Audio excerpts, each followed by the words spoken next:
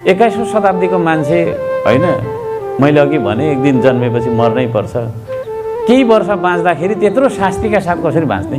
गाडी त राम्रो किनेको छ, भर्खर आएको इन्टरनेसनल मार्केटमा, कुदाउँदै जाँदा हिलोमा कुदाउनु पर्ने, बोकेर लानुपर्ने, बाँसमा आइजायो भने। हाम्रो देशमा हिमाल, पहाड, तराई, वनजङ्गल, नदीनाला, ताल तलैया, खनिज सबै कुरा भएर पनि हामी किन गरिब भयौँ?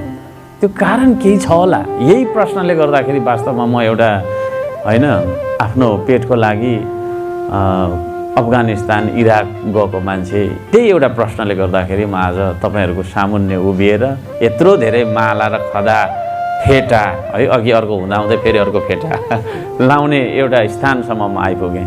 मान्छेलाई न्याय चाहिँदो रहेछ। यहाँ कोही कसैसँग हेपिन माग्दैनौँ हामी। एकदम सिनियर सिटिजनलाई पनि रेस्पेक्ट चाहिएको छ भने जुनियरलाई पनि त चाहिएको छ होइन। यहाँ हामी सबै कुर्सीमा बसेका छौँ, कोही कसैलाई चाहिँ ऊ त्यहाँ पर गएर भुइँमा बस भन्यो भने त्यो व्यक्ति जसलाई हामी त्यसो भन्छौँ नि, उसलाई अन्याय फिल हुन्छ, थिचोमिचो गरेको, विभेद गरेको फिल हुन्छ। अनि उसले चाहिँ न्याय खोज्दो रहेछ, होइन म चाहिँ उहाँसँग इक्वल र उहाँ चाहिँ उहाँसँग इक्वल किन नभएको त भन्ने कुराको एउटा फिल हुँदो रहेछ।